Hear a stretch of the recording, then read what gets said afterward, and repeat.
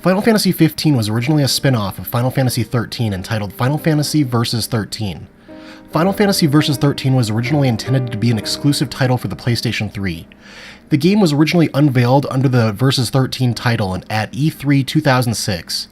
The game was made to take place in a completely different world with completely different characters than Final Fantasy XIII. Over the years, the game was shown periodically, however information on it began to dwindle and eventually many people began to theorize that the game had become vaporware. At the E3 press conference in 2013, the game had a trailer shown now under the name Final Fantasy XV. A playable demo of the game called Final Fantasy XV Episode Duscue was shown at PAX East in early March of 2015, and later on that month, the same demo was released to purchasers of Final Fantasy Type 0 HD. The demo opens up with your party's car breaking down and the group needing to raise money to fix it. The group quickly finds a wanted poster for a local monster which offers a reward that would be sufficient enough to fix the car. There isn't much evidence of the game's overall plot in the demo other than that the main character is a prince and there's a large capital city somewhere. There's really very little focus on the plot in this demo. The game is quest-based, as you have a primary quest and sub-quests. Quests are either triggered by getting near certain places or by inspecting certain objects. There's also side quests that take place after camping called tours, where the team breaks off into pairs and you do a quick side quest. Most of the time, side quests are basically what you'd expect out of an RPG. Kill everything in an area and get some XP or an item. Episode Duscue has a really odd system of leveling up. Each day the party's out, you earn XP after battles, however, levels aren't accounted for until the end of the day when you make a camp. Making a camp also allows the party to prepare dinner from items that you found during the day, which will give the party stat modifiers for the next day. The world around you in the demo is quite massive and pretty interesting to run around and explore. That is, until you've seen the same area multiple times. The game could really use a quick travel system or an auto-run button because getting from point A to point B often feels like a chore. The main focus of the demo is the game's battle system, which, for somebody who doesn't really dig action RPGs, I actually found it pretty intriguing. The closest Final Fantasy sibling to this game in terms of battle mode, I would say, is Final Fantasy XII, where the battle system is in real time in an open world. There's no random battles in this game and no screen switching for battle. Everything takes place in the same open world. You control one character with 3 being controlled by the AI. The AI on the other characters seems fairly intelligent, however it doesn't seem like they do that much damage compared to the main character you control. In battle there's 3 main attacks: your standard attack, a teleport attack, and a special attack. Special attacks are cycled through by using the D-pad, using right or left, and each has its own effect and damage radiuses. You're also able to dodge enemy attacks and parry if you do so correctly. Combining dodging with the 3 ways you can attack actually feels really nice, and once you get it down a bit, it has a really unique and cool feel to it.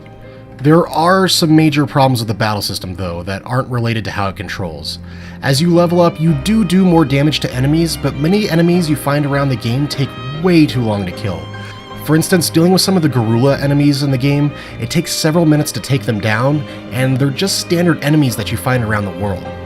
Often in longer fights, even if you have the battle system down, switching between attacks in the game still feels really button mashy, because only the standard attack doesn't take mana, so you have to use the other 2 sparingly. The battles quickly feel monotonous and uninteresting. Also, to take out the behemoth, which is the main monster that you're hunting, requires a lot of grinding. This is where the demo completely lost my interest. After grinding experience for about 45 minutes and still being unable to take on the boss, I was done with it. Graphically, the game does look really pretty, but it has some kind of major issues.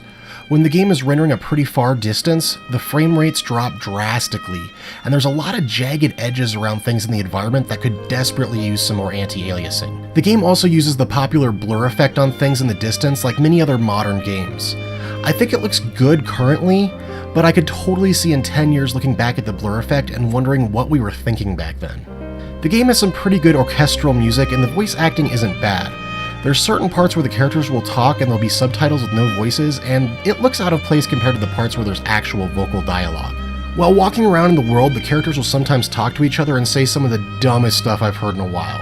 You might hear one character say, "Man, I'm hungry," and the response from the other one will be, "Well, what do you expect?" These dialogue cuts just sound kinda dumb and don't really add much to the game.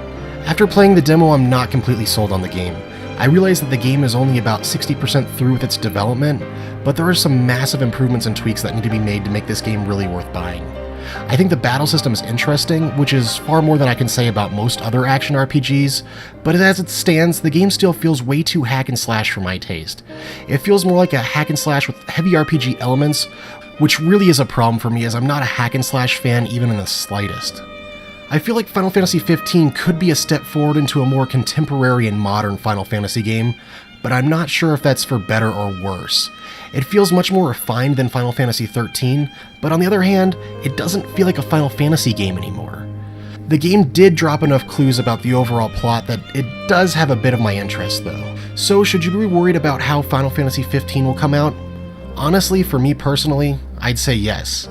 It has a lot of elements with the battle system that I didn't like about Kingdom Hearts, and the 2 hours I spent with the game, it felt monotonous and button mashy in a really bad way.